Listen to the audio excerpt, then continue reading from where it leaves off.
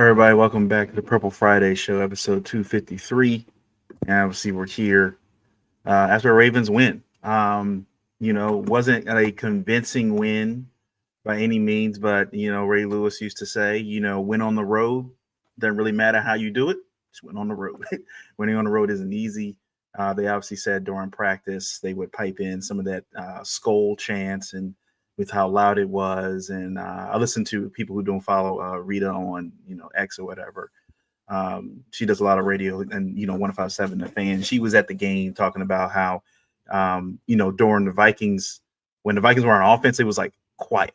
Like you hear a pin drop, like silence. So obviously one of the big, huge talking points during the game was the 8 false starts that the Vikings offense had during that game. I think the most they had ever had, I think they said since the 60s or something crazy like that. Mm-hmm. And it did come out. Some of the, I don't know if it was the head coach, but some players and maybe some assistant coaches did allege that the Ravens defense were calling out cadences during when the Vikings were on the field on offense.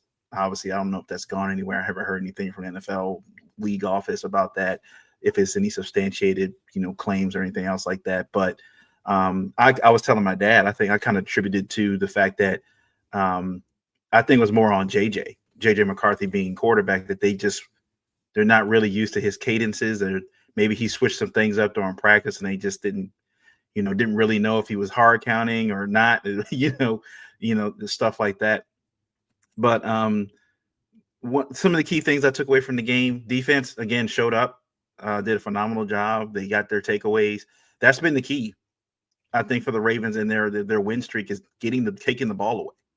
While there were opportunities, I think, for the Vikings to get big plays downfield, as JJ just missed Justin Jefferson. He was sailing the ball, when Justin Jefferson was on the field. Even the one I think Malachi, no, not Malachi. Marlon got the pick, and it was just a deep route, and I think Justin Jefferson slipped or something, and Marlon just kind of camped under it and was able to bring him back a few yards.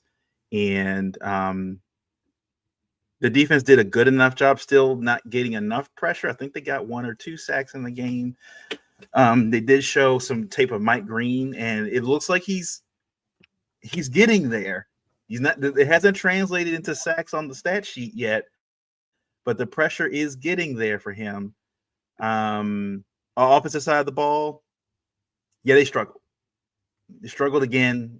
These very, very anemic starts for this offense now, 2 weeks in a row. Lamar still looks like he's dealing with some kind of leg injury. Obviously, there was a sore knee issue yesterday at practice. Says he didn't practice, but still didn't run the ball, all that well. Derrick Henry only had 70 yards. So, yeah, it's some things that need to be worked out. Bateman suffered an injury, I think, got to the goal line, suffered an injury there. He has an ankle sprain. Tez Walker has been out for a few weeks. So I'm not really sure where the explosiveness is going to come from in this offense. I think it's going to have to heavily rely on getting Likely and maybe Kolar a lot more involved in this offense going forward. But then again, look, you got the game, you got the win. This was their second game of the 3 on the road. They can, handle the Browns this week, regardless of how that happens. I think they're very well set up for this last little stretch run. Yeah.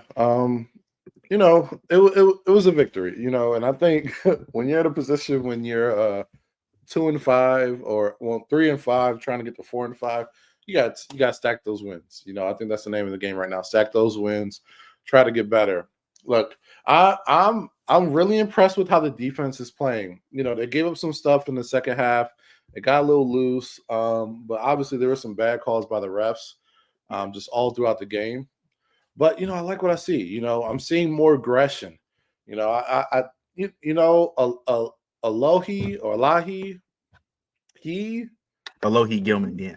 yeah, he's bringing like a sense of he's a dog. He's a dog. Now I'm not saying he's the most talented safety in the league, but he's a dog. Like when you think of like the Tony Jeffersons we had, the Deshaun Elliott's before, he got injured and left. Like he brings a certain type of play style to this defense, and I see more aggression since we brought him in.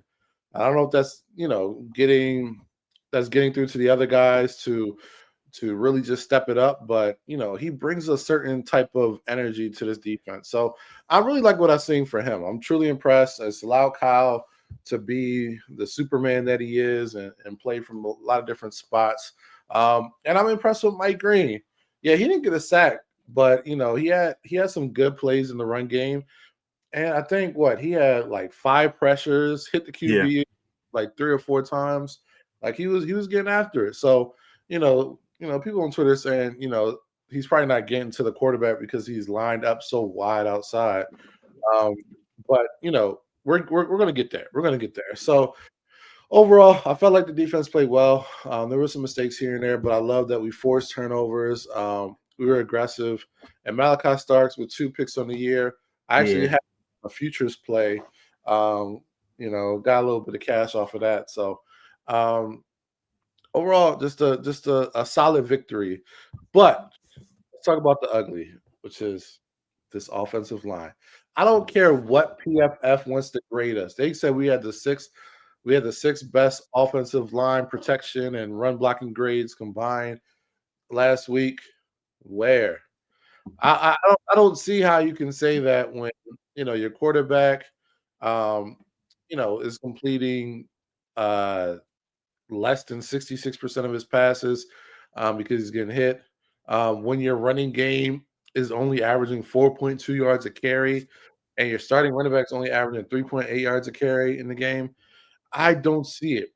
Not when you have Falafel rolling all over the place on the field and not blocking anybody on the RPO. So I don't see it. Like the offensive line is the Achilles heel. It comes down to the guard play.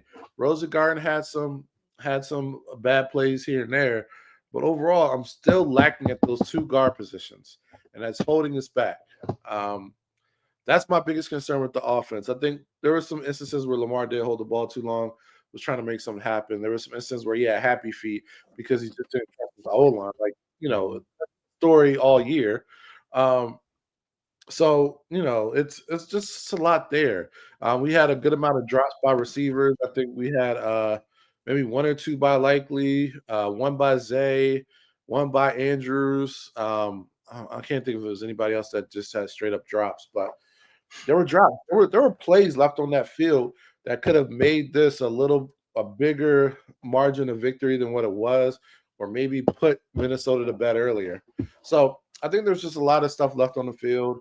Wasn't our cleanest game, but we got the victory.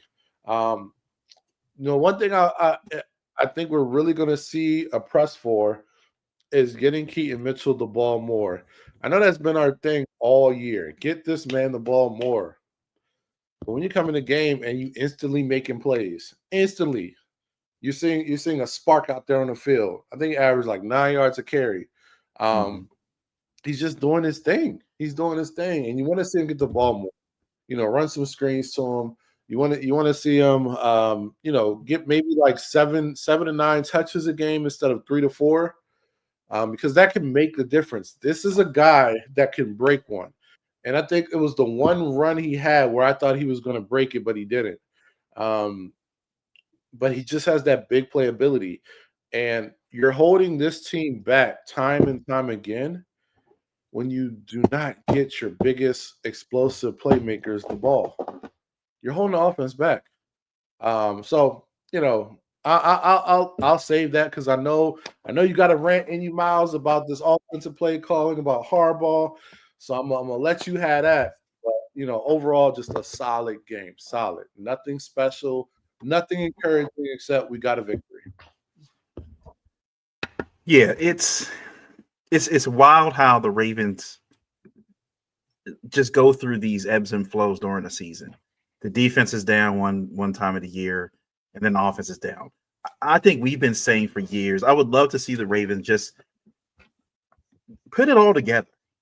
Can we just have a season where everybody just plays good? We can have times where one side is maybe like a little not exactly pulling their weight, but they're still doing things. It's like night and day. It's like the offense is out here, one of the best offenses in the league, one half of the season, and then they can't even get a first down.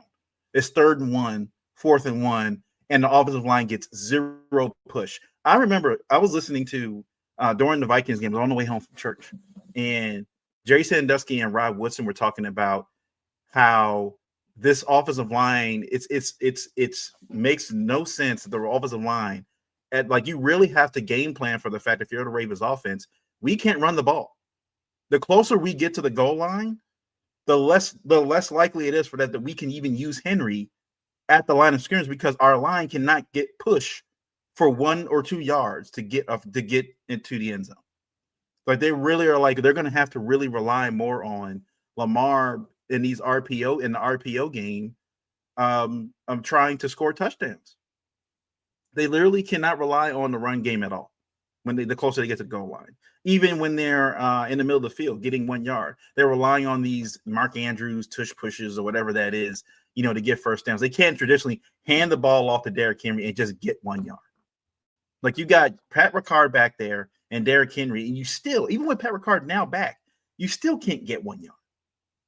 And like you said, with the PFF people, it kind of reminds me of when Rotten Tomatoes made their turn. You remember when Rotten Tomatoes was giving everybody bad grades? Like the best grade you could get on Rotten Tomatoes was like maybe above a 60%. Like if you got 60 or above, that was considered a really good movie. And then something happened where Rotten Tomatoes was either getting criticized or some money came in from some Hollywood studios and stuff like that. And then they started giving out 100%, 99s, 100%. Everything was getting 100%. And it was just like, I feel like PFF is like this kind of now with these scores with these NFL squads.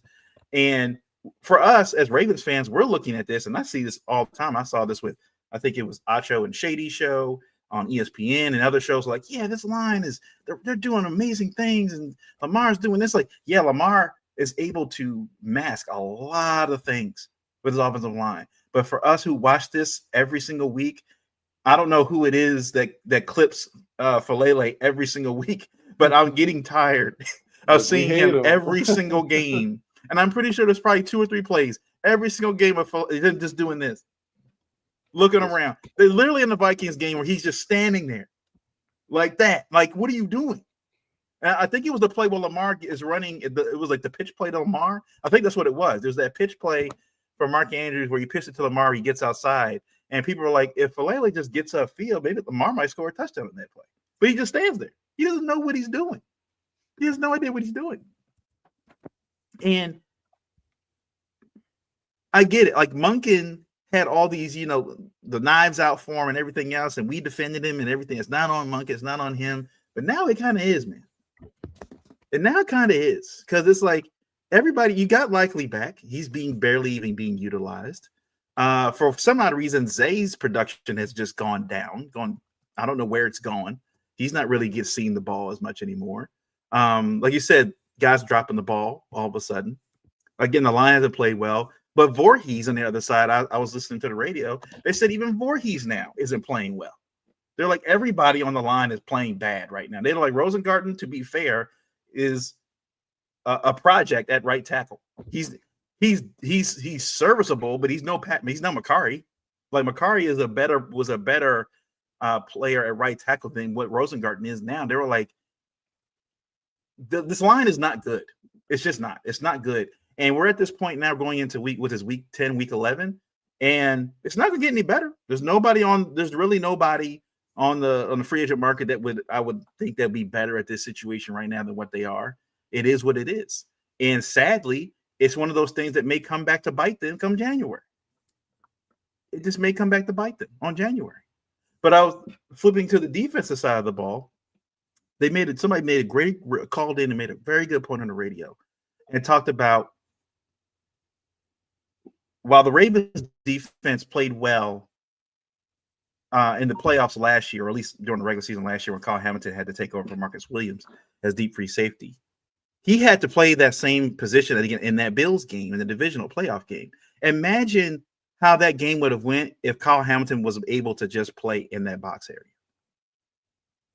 And you had a Alohi Gilman type at free safety. The Ravens might have won that game because they weren't getting any kind of pass rush. I don't know if you saw like the clips and stuff, or like people were tagging. They're like, "Look, Kyle Hamilton. If we put edge rusher next to his name, I don't think people will be mad with it." Like, to be honest with you, they were like, Kyle Hamilton is the second on the depth chart at everybody's position at this point on defense. Like he can play it all, but that's I wonder sometimes, like it's always seems to be too little too late for this Ravens team. And I'm looking at it now, and these are the games I feel like where the Ravens need to get right. Yeah, the defense is getting right now. The offense is struggling. Offense struggling against some of these defenses they're playing right now is not a good look. And now they're getting ready to go play the Browns, their offense is trash, but their defense is top notch. They have a top notch defense. And you look at Lamar, who hasn't really practiced all week. He's dealing with a sore knee. I think Keith Mitchell is also dealing with something. Justice Hill is dealing with a toe. Tez Walker has been out for a few weeks. Bateman's out with a high ankle sprain. I'm trying to look, where's the offense coming from? But then again, I feel like, to me, if we had a Ben Johnson type, even a Mike McDaniel type, this offense would look a lot more creative than what it's been. A lot more creative. There's no reason when you guys got guys like Zay and Keaton Mitchell and these guys and Derrick Henry that they're not getting in the ball more in space. And they were talking about, I think, on the radio, Rod Woodson, they're like, I don't understand why they don't do more pitch plays with Derrick Henry. If you can't run him inside, if you can't get the push with the offensive line, get him outside. Do some more dump offs to him where he's getting the ball. Just get these guys the ball. These guys are disappearing too much in this offense. And we said this when Derrick Henry got here. They were like, when Derrick Henry gets 20 or more touches during a game, the Ravens are undefeated. They haven't lost a game where Derrick Henry gets the ball 20 or more times. And I'm sick and tired of seeing these games where Derrick Henry only gets 13, 12, 14. I'm like, you need to scheme. Hey, we're getting Derrick Henry the ball 20 times a game and let the chips fall where they may, wherever else it happens. We're getting him the ball 20 times a game. But some odd reason, they just I don't know what it is. I don't know what it is. And it felt like to me at the end of the game where I'll ask you this about that play, right? They decide to roll out to the right. This I don't know why they love this play so much. It's never worked. This play does not work for them. Besides, I think earlier in the game where they rolled to the right and did Mark Andrews in the back of the end zone and catches a touchdown. But they roll to the right on with that 4th and 1, 4th and 2 to try to end the game, and the ball gets knocked down at the line of scrimmage. Lamar tries to throw, but gets knocked down. So even when they move to let's be creative, we take a whole side of the field away again. We run Lamar to the shortest side of the field. They were on the right side of the field. They run to the shortest side of the field with no extra space and try to throw for this first down. That doesn't work. And now you're leaving up to your defense, and you're down. I think there was 8 points, an 8-point game. And now you're leaving on to your defense to close the game out. And they closed it out. They did. But again, I feel like this is going to show up again. It doesn't work. The Ravens, their third down conversion rate this year is bad. It's not good. It's not Awful. Good. Their third down conversion rate is not good. Their red zone scoring is not good. Mm-mm. It's not good this year. Yeah, they're beating some bad teams and stuff, but when you dive into the numbers, it's not a good look. It's just not. Yeah. It's like when we have historically won, we've been a good third down team and a good red zone team. And you see like why this season has been rough for us. Besides, if you throw out the defense, it's because we don't capitalize in the end zone. Even the one outlier in the history of the Ravens when we've been a bad red zone team was that first Super Bowl year, right? Mhm. That's when you have the best defense of all time. Right. I don't see Ray Lewis, Rod Woodson, Michael McCrary, Sam Adams, and the Goose on the other side of that ball. So from an offensive standpoint, we can't keep going into the red zone. You can't keep going in the red zone running that same rollout play to one side, taking away half the field, shrinking the field for Lamar and all his weapons, and thinking you're going to have something positive. You can't keep running the Mhm. dive behind falafel and thinking you're about to get into the end zone.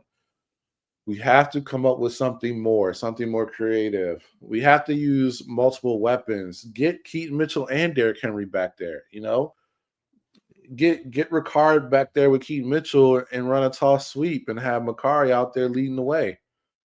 There's just so many other things we can do just to provide a spark inside the red zone. We honestly gotta get creative because this offensive line is not going to allow us to just run the ball down people's throats. So we got to do something different. Third down's the same thing. It's the same thing. We have to get creative, and I think honestly, the solve for right now is to try to get more manageable third downs. And what's going to happen there is you can't allow the QB to get hit on early downs. So we can't have situations where the ball is getting tipped on a screen. Um, you can't get in situations when we're losing 3 yards on a first down run. We have to have short, manageable third downs if we're going to increase our conversion because we're not a team that's going to be in 3rd and 4, be able to run the ball and get the first down. Lamar Jackson's hammy isn't right, so we're not going to be able to run that read option Yeah. and him run it for 7 yards on the 3rd and 7. So we have to be more creative, and we have to limit the 3rd and 5s to 3rd and 4s. We need to be at 3rd and 2s, 3rd and 1, and even that is a little bit scary. But we just have to be more efficient. We definitely have to be more efficient.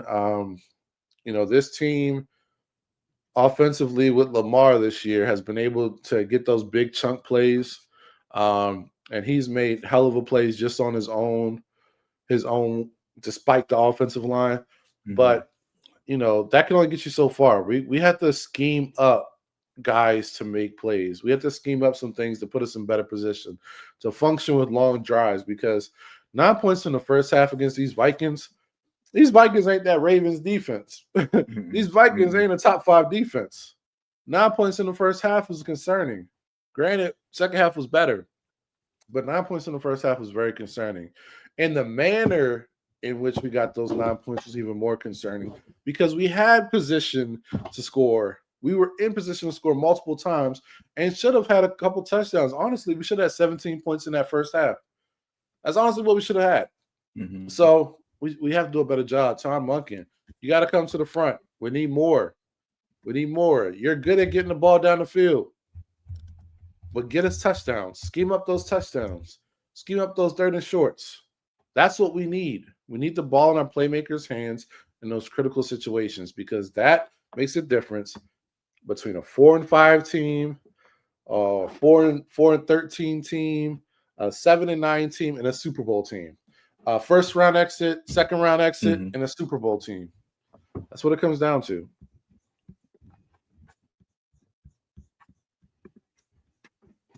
So yeah, it's like I said, I'm happy that the defense is picking up. They don't have the elite stars that the Ravens defense usually have, right? Like we're used to seeing like at every level there was had Jamie Sharper, you had Ed Reed, you had even like the other guys, like you had, like I said, Dewan Landry and stuff that were good sub pieces. Chris McAllister, Jimmy Smith, Dwayne Starks, the list goes on. They always had guys at every level, but it feels like on the defensive side, like it does feel like if Kyle Hamilton's not out there, this defense does nothing to me. Like, it just feels like this defense cannot really function without Kyle Hamilton. He can't. And like on the line, outside of Nani Madubuike, there's nobody there. Middle linebacker, Roquan, while he has been playing well, I put him more in the vein of who was that? Remember that linebacker we got from Jacksonville, the Jaguars, a few years ago, several years ago. I can't remember his name now. I can't remember either. He was I decent. remember back in Daryl Smith. He played for the Jags. Yeah, Daryl Smith. Yeah, like we had him for a little. Like he was decent, but there were games where he would just go missing and stuff. And then on the outside, like Awuzie and Wiggins, I feel like is still an emerging star. He's getting there, but Kyle Hamilton it happened so fast for him. Like his rookie year, the first 8 games or so, it looked like all right, he's still trying to figure this thing out, and then something clicked. And now he's been an All-Pro since he's been playing. He's been an All-Pro since he's been playing. And they got to do better.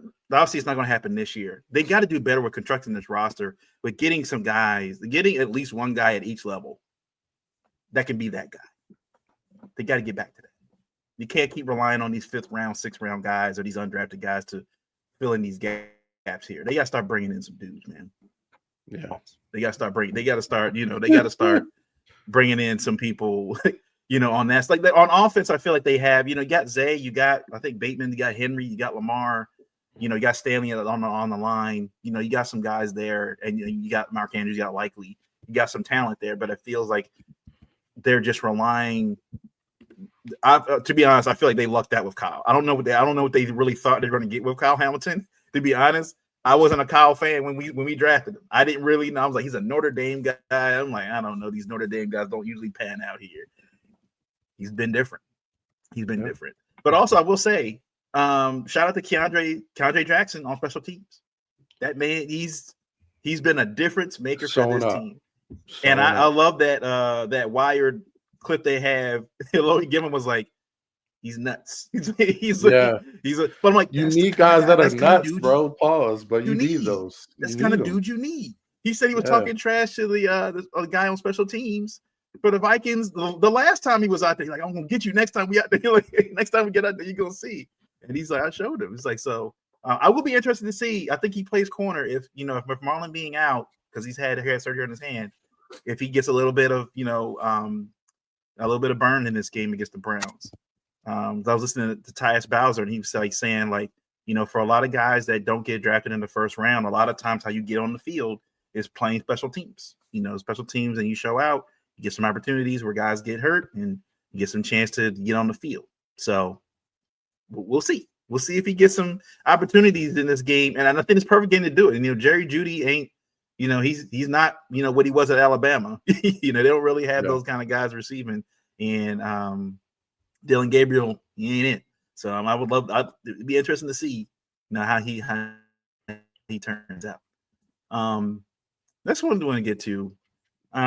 Does the NFL have a QB star problem? And I'll phrase this question in the sense that it feels like the only stars that they're promoting are quarterbacks. When it was the 90s, we can go back, far back as we want to, but I mean, we had Barry Sanders, you had Emmitt Smith at running back, you had Ricky Waters, you go Randall Cunningham at quarterback, Jerry Rice, I remember Irving Fryer with the Philadelphia Eagles, Keenan McCardell with the Jaguars and stuff. And it felt like they were promoting, it felt like if you were good in the NFL, the guys were getting commercials, their jerseys were selling and things like that. But it feels like now, with all the articles that come out, it's like every article that comes out is just about quarterbacks.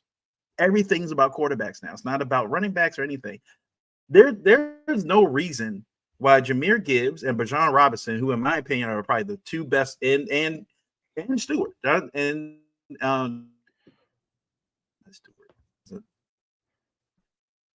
Stewart, who used to play for the Panthers back in the day. Oh yeah, John. There's no reason that Taylor, Gibbs, and Bijan Robinson, who are the 3 best running backs in the NFL, and I feel like you don't hear about it. You don't, except game day where they hit these huge runs and stuff. You don't really hear about them outside of that. During the week, all they talk about is Joe Burrow, Josh Allen, Lamar Jackson, Kyler Murray, Sam Darnold, Jared Goff. They don't talk about anybody else. Now, also with wide receivers, they don't really talk about Amon-Ra St. Brown outside of Sunday or Monday Night Football. A.J. Brown's only being talked about because he's putting out subliminal messages that he's not getting targeted during games. Yep. So I feel like there is a little bit, I think from fans at least, there's a little bit of QB fatigue that it's just too much. Like, why are we not focused on the other great football talents that are doing, breaking records and setting up, doing things that we haven't seen in a long time? We're so focused on Joe Burrow, who's hurt. They's like, oh, Joe Burrow's back. He's 21-day window. We won't see him for 3 weeks. Why are we talking about that now? Don't even know if he's even going to be able to be healthy enough to get through the 21-day window. He may get to he may get to that 10, 11 day. Yeah, it's not working. He's going to have to sit down because if he doesn't get you through, he's out for the rest of the season. He's done. We're sitting here talking about that. They're talking about Josh Allen and he's the loss they just had against the Dolphins. Does he need help? First he didn't need help because he was the MVP. Now he needs all the help in the world. He doesn't have a number one wide receiver. He doesn't have that. Blah blah blah. Josh Allen will be fine. It's whatever. Now there's pity party for Josh Allen. And then we saw the Bleacher Report thing come out today about the most overrated quarterbacks, and number one was Lamar Jackson, a 2-time MVP, unanimous MVP,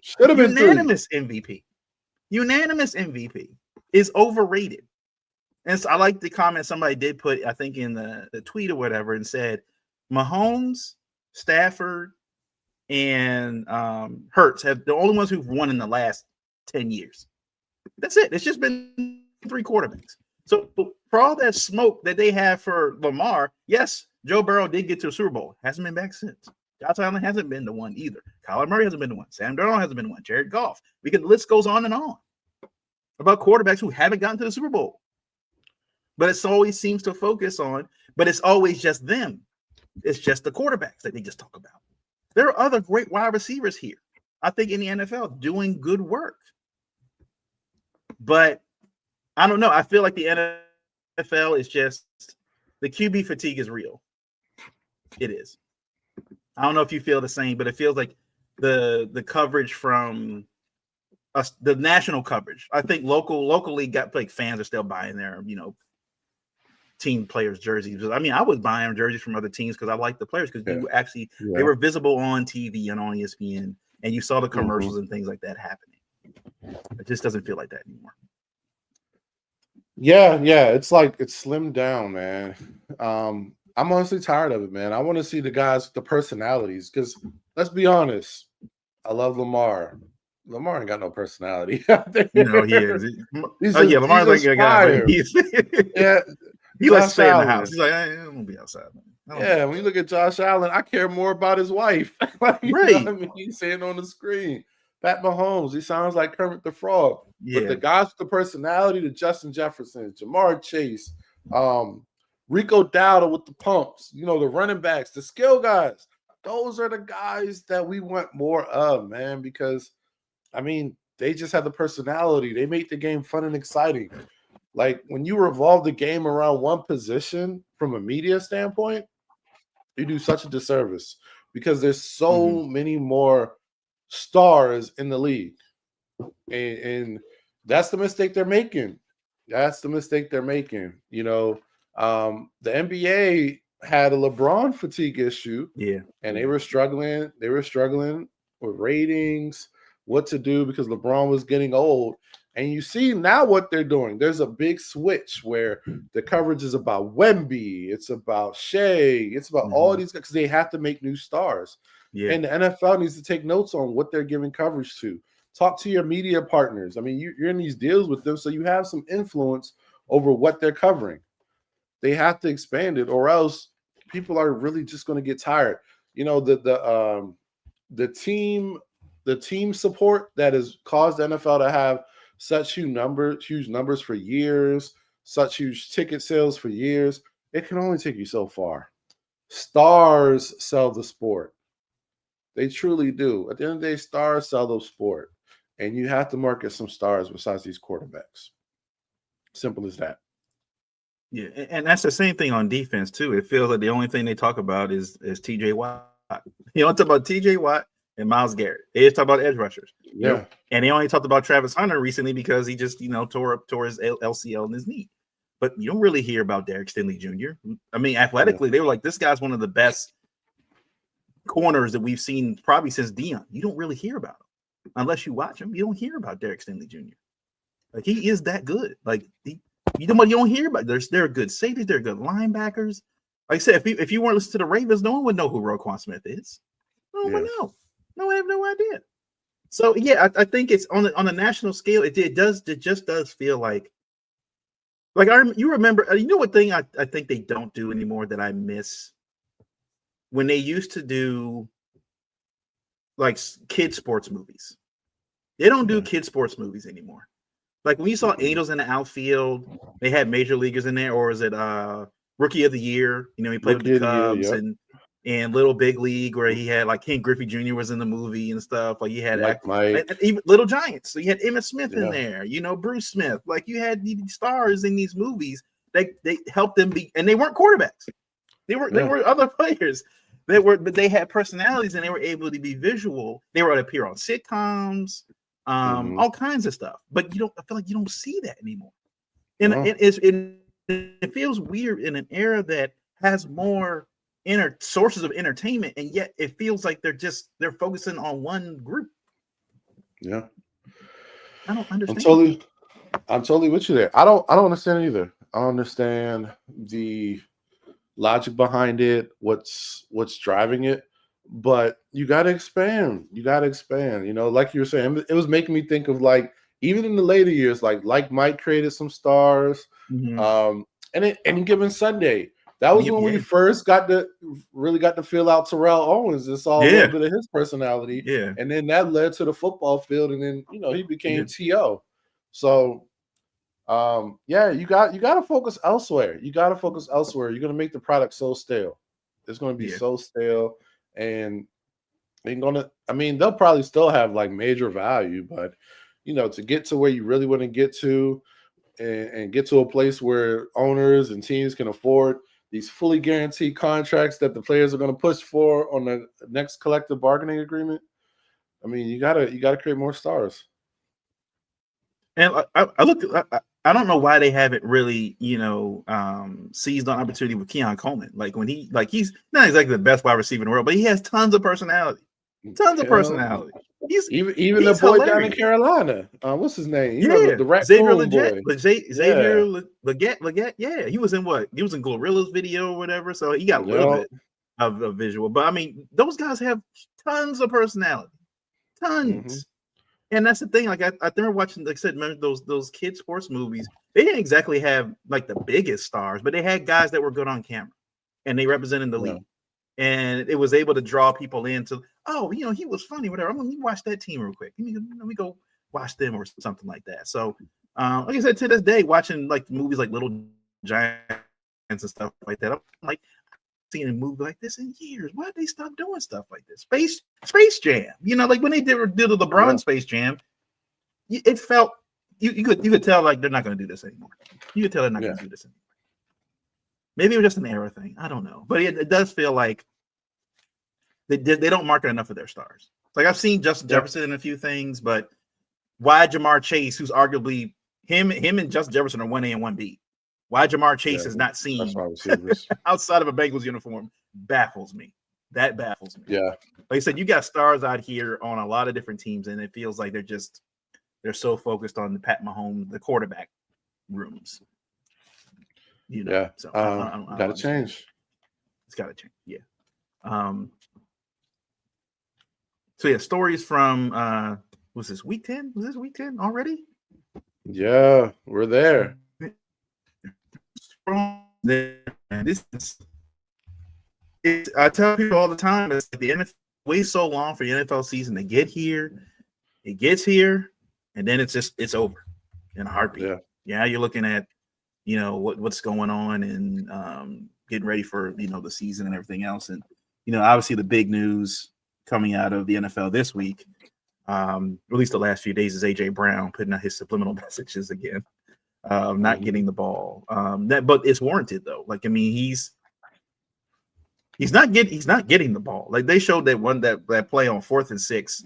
They decided to throw a go route to him in that Eagles Packers game. And it's like, dude, what are we doing here? Like now you throw me the football. There's 4th and 6 before halftime, and now you're throwing me the football. It's crazy. I feel like AJ Brown has the potential to be like a Calvin Johnson type, type, and they're just not using him. It makes me wonder why they didn't trade him at the deadline. If you're not going to use him, why is he even taking up a roster spot? I could tell you why. Because then they would admit that Jalen, like if he goes somewhere else and goes off, it comes back to, is Jalen Hurts a good quarterback? Is he that guy? Can he throw the ball? And I think we all know the answer is that he probably should have had that number 1 overrated spot on the overrated QBs list. Yeah, but he didn't. But like he's gonna go when he does go somewhere else. He's gonna have a good remainder of his career, but it's gonna show that Jalen Hurts is just not a good quarterback. He's a good leader of men, but he's not a good passer of the ball. So that's my take on it. He's a game manager type. Like he can run the football. He can stay alive. I mean, look, the team changed around when Saquon got there. It wasn't because of Jalen. It's because of the running ability of Saquon Barkley and his ability to run 60 yards downfield and run past everybody. That's what changed with the team. And I've said it for a while. If you can stop the Eagles from doing the tush push, they can't win. They can't. If you keep them at 3rd and 5, 3rd and 4, where they can't run the ball like that, they're stuck. They just can't. They can't do it. They're really good at doing that on 3rd and 1 or 4th and 1. They can't do it elsewhere. The fact that the last Monday Night Football and Sunday Night Football had to be the most embarrassing game for the league. I know the NFL league office was pulling their hair out. Like you had, and on paper, it looked like these games are supposed to be really good. Chargers, Steelers on Sunday Night Football, Eagles, Packers on Monday Night Football. It looks like, oh man, we're headed for two really good games. And both games, I think, going into halftime were like 0-0. There was no points. Yeah. None being scored. And it has to be, I don't know what it is about the offenses in the league this year. Is it me or does it feel like something's off? With the league this year and the offenses. It's off. It's off.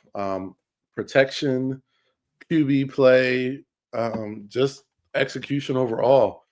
Like, I think you have a few teams that are consistent offensively, and that's like the Rams, the Lions, the Seahawks, and am I missing somebody? Maybe the Bears, minus when they played us. But outside of that, they're winning their games. Yeah, they're playing well.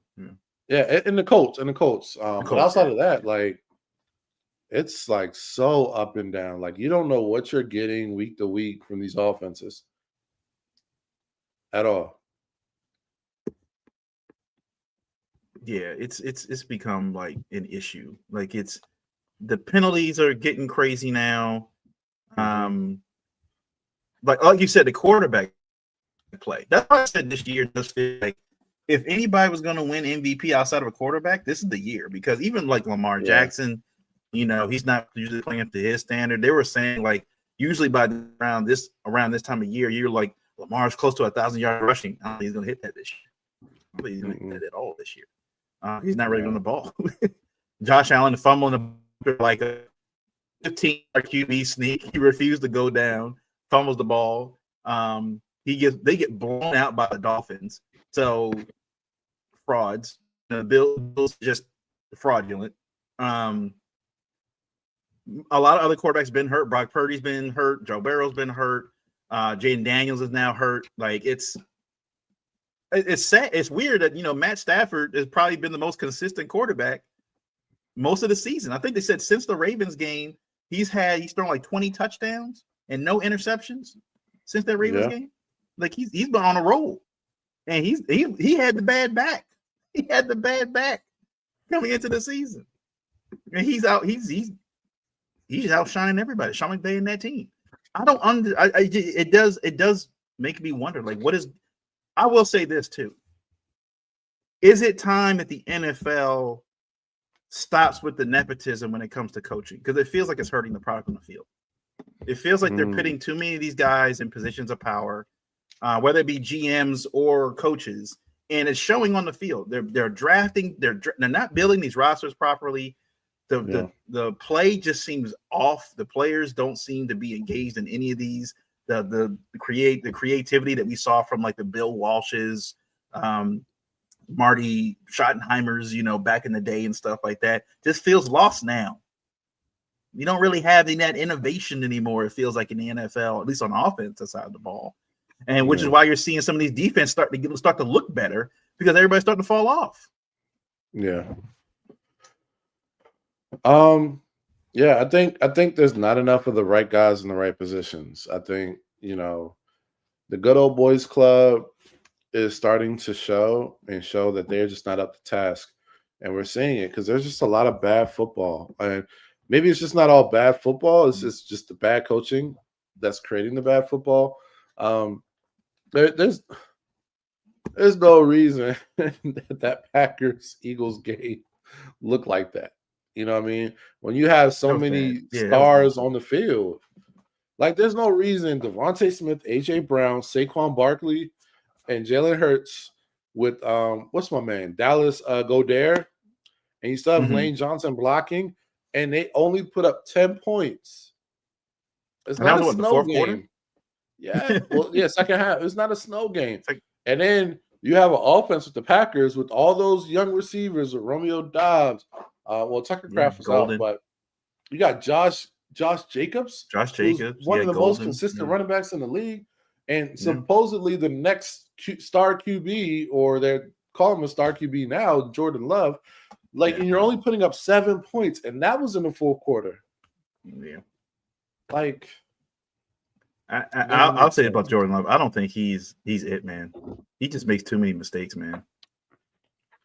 He has moments where he looks like he could be a star QB. He's just too inconsistent. He looks like Jared Goff with the Rams. He does. He does. He has that game. He has that game, and then he has 2 games where it's like, what the heck? But then he has that game again. It's so inconsistent. It's like Tucker Kraft getting hurt. Tucker Kraft getting hurt for them may have killed their season. He was probably one of the best tight ends in the league. Top 4. I put him top 4. Yeah. He was doing work, and he gets hurt, and it feels like the whole offense just falls apart now. Yeah, because he's still throwing off his back foot, sailing the ball, up in the field. Like he's doing stuff he shouldn't be. He's this is 4th or 5th year in the league now.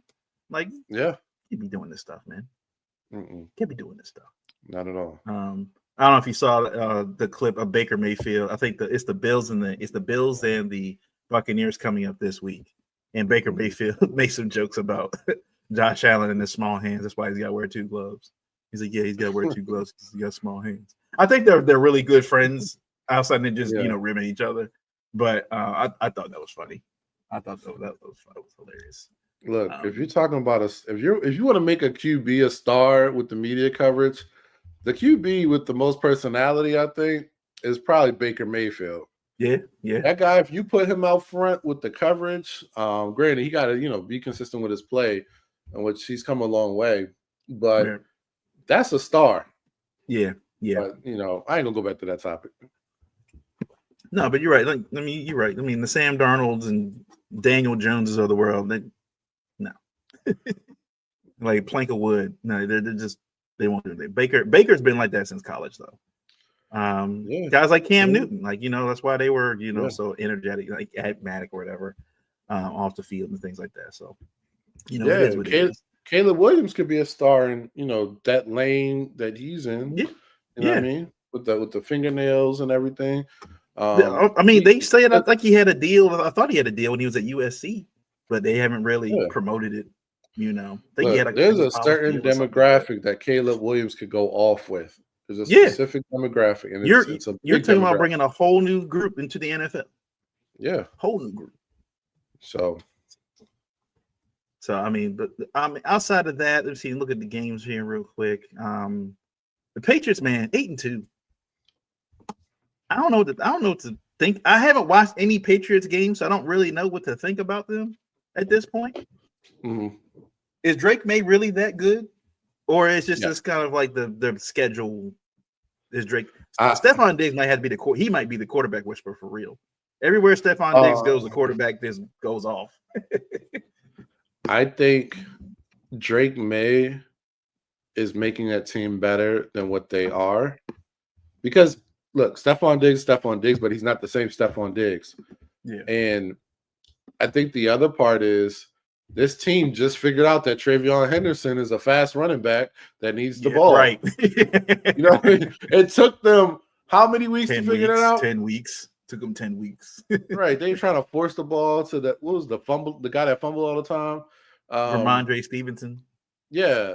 But Travion Henderson is that guy. But no, Drake May, like I didn't start paying attention to Drake May till I can't remember. I want to say it was like week 3 or week 4. You know, I was listening to Dan Orlovsky and some guys. They were just talking about like, you know, can the Patriots upset the Bills? And they're saying like, if you're not paying attention to Drake May is playing. He's showed the skills and the tools to be a great QB, but they were saying how this season is just something different about him, and he's really taking it up a level. And I started paying attention. I'm like, Drake May is really good. He's really good. And the numbers speak for it. I mean, 19 touchdowns, 5 interceptions. He's 3rd in NFL in passing yards. I think he's 5th in QBR. He's playing really, really good. And he's still only 23. He's only 23 years old. Yeah, so he's 3rd in touchdowns. I mean, 3rd in touchdowns. Yeah, so he's balling right now. And I think the Patriots, look, if there's one game that scares me on the remaining part of the Ravens schedule, it's the Patriots. I know I'm not scared of anybody else, but the Patriots. So. And plus it's Mike Vrabel, and we already know John Harbaugh's history of coaching against Mike Vrabel. We had that Titans incident, you know, several years ago where they beat us in the playoffs, and I feel like Mike Vrabel he's that kind of coach that could, if the Patriots still hot when we play them, could spoil the Ravens season, could spoil it. Listen, let me give you a quotable. Mike Vrabel said he's going to get Travion Henderson a huge load tonight. Take that how you want, but that's what he said. I will not take that at all. I refuse to take that. That's what he said. So parlay it up. You can take that. No. I wonder in the era of the pause era, some of these guys are just oblivious to what they say. NFL's become a running meme now. Like it's just these guys. Especially Colin Collinsworth, man. Listen to him on Sunday Night Football. He's just like, if you gotta take shots where he knows what he's doing, you're gonna be drunk by halftime. Yeah, he's like this has to be my thing. You know, I gotta be the old white guy who you think don't know what he's saying, but really knows what he's saying because it's gonna get me paid in the long run because people are gonna watch. Yeah, pervy white man. Just all right. Let's get to our bells and pookies for the week. Let's get to our bells and pookies. Oh, here we go. There's our bells. There we go. Okay. Yeah, so bells and pookies this week. I think I have to give my bell. I'm going to give it to the Seahawks. Okay. They're playing. I think I did this maybe a week ago. Gave them a bell, but week in week out, they just keep. They don't really have outside of really, you know, in Jigba, they don't really have like a bunch of huge stars on that team, but they're out here just playing solid football. And I feel like nobody's talking. Everybody's talking about the Rams. People talking about the Eagles. People talking about the 49ers. Nobody's talking about the Seahawks. Nobody's talking about the Seahawks. And it's going to be one of those in January. They're going to be surprised. Oh, I didn't know the Seahawks were this good. Yes, they are that good. They're a very balanced football team. And to shut down that Cardinals team that just beat the Cowboys the other week, and he put up 44 points on them, and people think they don't have the ammunition to put up 44 points on people. Seahawks are dangerous, man.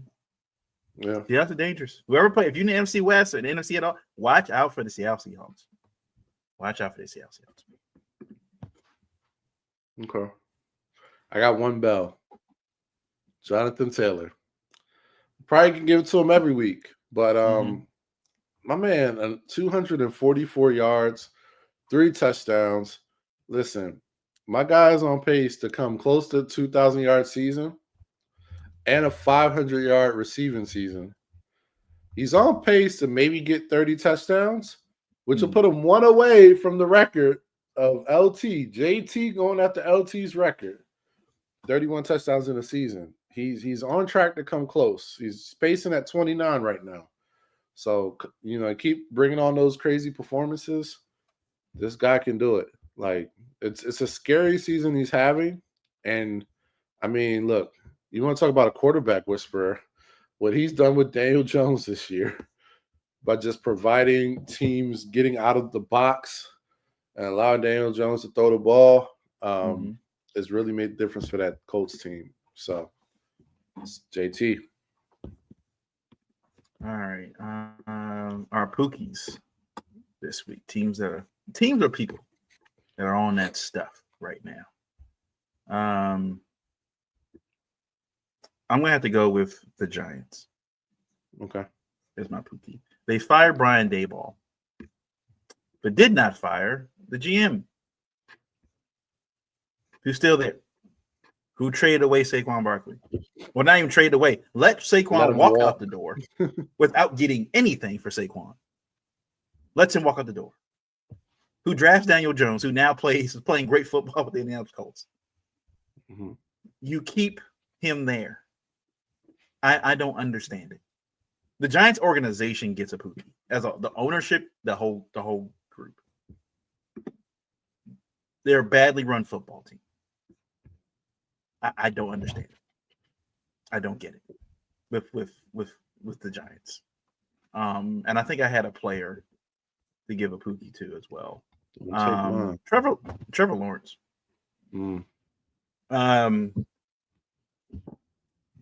Watching that at the end of I don't know if you saw the end of that Texans Jags game where they're trying to go for it on 4th and whatever, trying to kick the field goal because that their kicker can kick it from 70 yards, and he stays in the pocket. I think he gets sacked on the 3rd down, which he shouldn't. Just sort of throwing the ball away.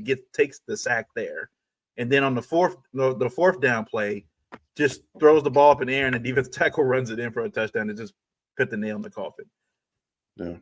I know we don't want to try to write the end, these stories for these guys so early in their careers, but I think Trevor Lawrence he's not good.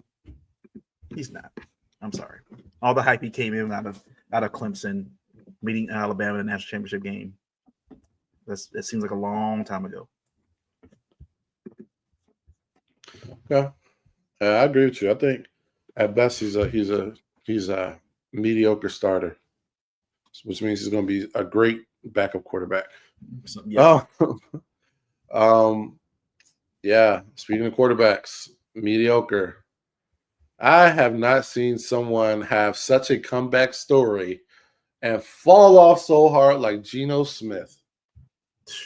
Yeah. He was at the top of the world at Seattle, and we were like, man, he's for real. He's back. We were dissing the Jets y'all just suck his organization because everybody goes elsewhere and goes off. Geno Smith, he was up here, and he has come down crashing hard to earth. I mean, we're talking about bad primetime games. Last Thursday was awful. Yeah. The Broncos and Raiders, that was some of the worst football I've seen. And Geno Smith was at the core of it. I mean, I got to put him in that group of quarterbacks taking a bunch of sacks. Just bad football, man. No feel for the game whatsoever. So my Pookie goes to Geno. Yeah, seeing him on the sideline, like crashing out on the sideline, and Kenny Pickett's over there trying to rally the guys together. I think Brock Bowers, they showed a clip of him trying to dap up the team. Brock Bowers didn't even look him in the eye. Geno, he was just like, he didn't even look him in the eye. Like that you can tell that's done. That experiment is over. Whatever happens, that experiment is over. All right, let's get to Ravens Browns. So the Ravens will play their second game against the Cleveland Browns before they played any game against anybody else in the division, which is crazy to me that they'll finish their series against the Browns before they played anybody else in the division. They got to do a better job scheduling these division games, man. They do. They got. I would wish they do like maybe half in the beginning of the season and then half towards the end. Creates like a little storyline. But they feels like they just bunched them all at the end of the season to get people to watch, for these division championships, whatever. So the Ravens had several people on the injury list. Marlon Humphrey's obviously out with a hand.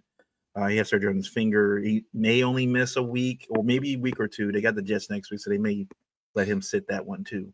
But Keaton Mitchell's dealing with something. Justice Hill has a toe. Who else was out? They had a few guys that were out. Lamar obviously was dealing with sore knee. He was back today at practice and fully participated in practice today. I think at this point, Lamar's just gonna get those days. He's gonna get one day a week where he can just rest because they need Lamar to be healthy. I think they pray each week, like with this line, that Lamar just doesn't get seriously hurt. They know they're playing on, but just get us to the playoffs. Just get us to the playoffs so we can try to figure it out. But yeah, look, they're going against a Browns team that they stink. Browns suck. Defense is still top notch. Myles Garrett out here being probably the best defensive end in football, edge rusher in football, whatever you want to call it. Denzel Ward still playing for them, so this defense is going to be a lot tougher than I think the Vikings defense was this past week, which is concerning considering how that offense had the last 2 weeks, how anemic they've looked in their opening drives.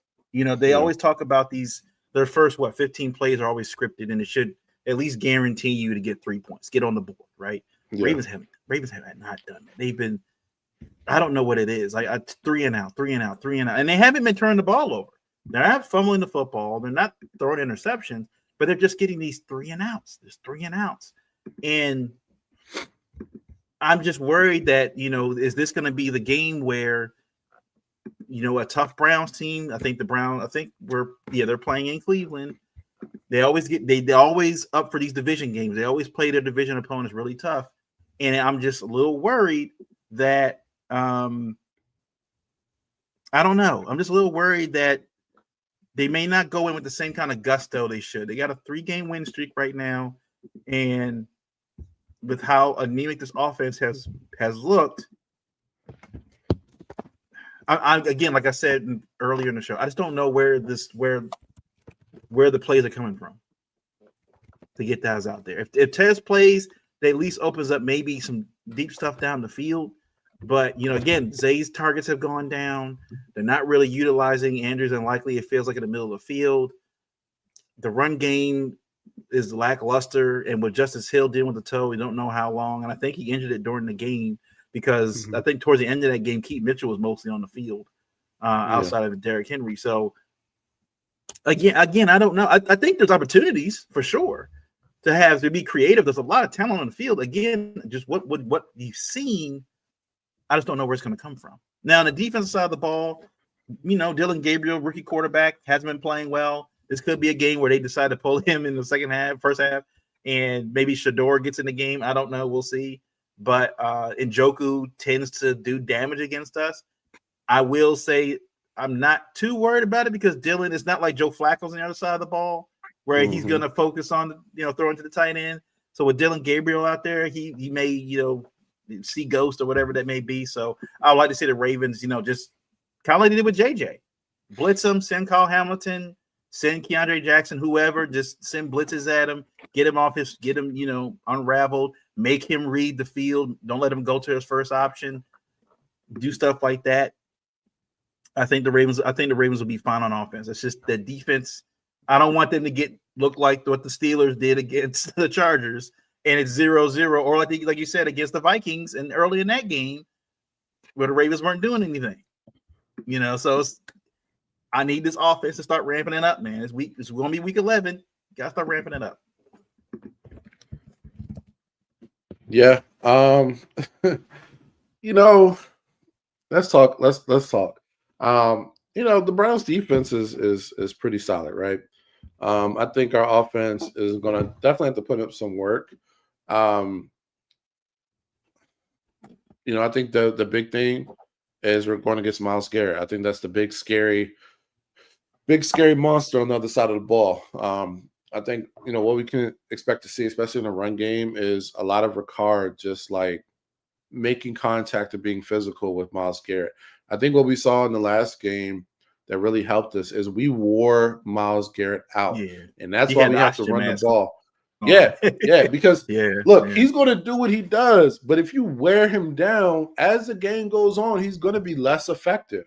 So, even early on, maybe it's not, we're getting 4 or 5 yards a carry, but we're getting 3 to 4, and Myles Garrett's getting tired. In the second half, boom, we're just pounding the ball down their throats. Mhm. So I think that's what you got to look at. I mean, the big plays we're going to have a chance for big plays. I mean, they're not great in the secondary. You got Denzel Ward, and that's it on this team. That's it. Yeah, just him. And I think he's been having some health issues. I don't know. It looks like he's good to go, but I know he's had some health issues throughout the season. But they're not solid in that secondary. They can be had.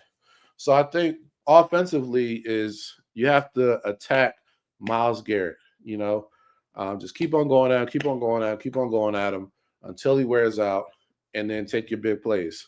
But you have to do it creatively. You can't just run dive, power, tackle. Off tackle. You gotta definitely be creative with it. Make him chase people. I mean, I love, running a screen to Keaton Mitchell. Myles Garrett gets paws sucked in, and then he has to chase Keaton Mitchell's little fast tail around. Yeah. Or Yeah. the quick screen to Zay, and then not Derrick Henry. Myles Garrett's going to be chasing him.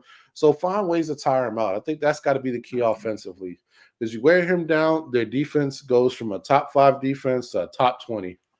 Yeah. And I think that plays in our favor. Now, defensively, man, blitz the hell out of Dylan Gabriel, because every Yeah. time that boy he blitz, he just throws the ball up, and it's like a large high hang time punt just sitting Yeah. up there. Like, have you watched this man throw a quick out?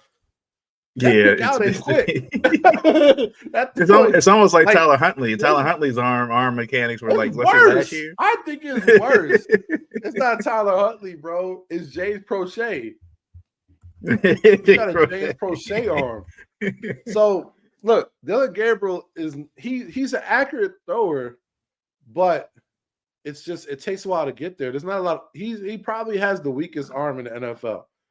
Like, it's not Tua. It's definitely Dylan Gabriel. So I think blitz him. Like, And that's yeah. Like, you got to get after him, because they're gonna want to throw the screen passes and everything. But I think you take that away, they have no choice. Or if you get up early, they have no choice to try to get the ball downfield, and that's not what he does well at all. He's an accurate thrower from 10 yards in, and that's how he makes his coin, and everybody else has to get yak.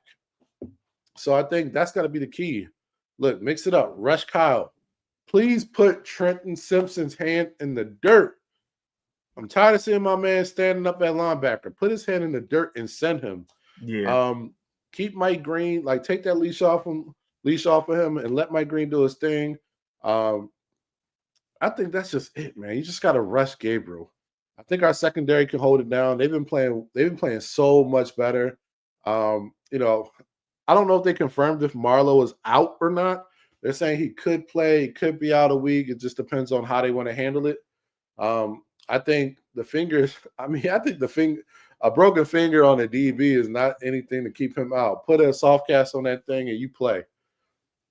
Marlowe is He's out, out. Corey. Okay, he's officially out. Okay. Well, they should put a soft cast on that thing and let that boy play. But I guess since it's the Browns, we can get away with it. But I think this is going to be another game defensively where it's because he had surgery. But I think they say he should be back next week. Okay, cool. Yeah, I think we should do our thing defensively. I don't think there should be any problems on that side of the ball. So yeah, I think we're really good in this matchup. I'm always scared of the hardball trap game, but I don't think with Dylan Gabriel over there, this is going to be one of them.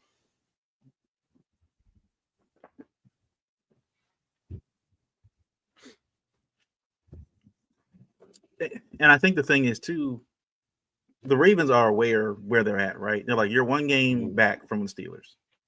Steelers, down the stretch are playing a much tougher schedule than we are. You have a chance to catch them this week. You have a chance to really catch them this week and maybe start getting ahead of them. When they can't take this lightly. Now I hope they're not. I hope they're not taking this lightly. And I said they're losing. There's going to be out some key players. It's funny how they went into that Vikings game with nobody on injury report, and they come out of that Vikings game with all these people on the injury report after that Vikings win. But if the defense can continue to get takeaways, and like you said, I was just looking at Dylan Gabriel. He's 20th in turnover worthy plays, which is you don't want to be too far down that list for turnover worthy plays. And he hasn't been playing that long, and he's already 20th. He's already towards the bottom when it comes to like throwing bad passes. So the opportunities will be there. So I'm hoping guys like maybe like Awuzie and Malachi Starks too. Malachi Starks, if he's covered in Njoku, and Wiggins, jump some routes, take some chances. I feel like Dylan Gabriel is one of those. He's not a good quarterback. He's not going to throw in many big plays down the field. So I think they can maybe cheat up a little bit. Just condense the area on him. Like I said, jumble up the air, force him to kind of move on from his first read, and maybe allow Mike Green and them to do some stunt plays or something like that. I'd like to see you get Mike Green on some stunts. I would love to see that. They haven't done that yet. I would like to see Mike Green get utilized on some stunt plays or something like that. Just get some guys moving around, for matchups on that line to get pressure on Dylan Gabriel. I think the opportunities will be there for them. I just need this offense to start putting up some points. I need this offense to start putting up points because, these 6 points or 3 points in the first half ain't going to cut it, man. It ain't going to cut it. And you maybe say, oh, yeah, well, at least we're winning. You got to start getting rolling, man. Because I guarantee when they start playing the Steelers, when it comes crunch time and they're sitting there looking at, either 10 and 7 or whatever, 10 and 8, whatever the record is, potentially making the playoffs and stuff like that. Guaranteed Aaron Rodgers is going to play Aaron Rodgers type football.